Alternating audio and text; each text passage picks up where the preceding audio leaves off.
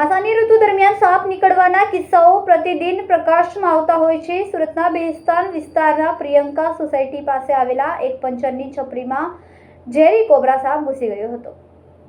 સુરતના બેસ્તાન વિસ્તારમાં પ્રિયંકા સોસાયટી પાસે આવેલા એક પંચરની ટપરીમાં ઝેરી કોબરા સાપ ઘૂસી ગયો હતો। પંચરની ટપરીમાં છુપાઈને બેસેલા ઝેરી કોબરા સાપનું પ્રયાસ સંસ્થાના સ્થાનિક વોલેન્ટિયરે સાપ રેસ્ક્યુ કર્યું હતું। ખૂબ જ ઝેરી કોબરા સાપને 1 થી 1.5 કલાક કરતાં વધુની જહેમત બાદ સફળ રેસ્ક્યુ કરી સુરક્ષિત જગ્યાએ મુક્ત કરવામાં આવ્યો હતો।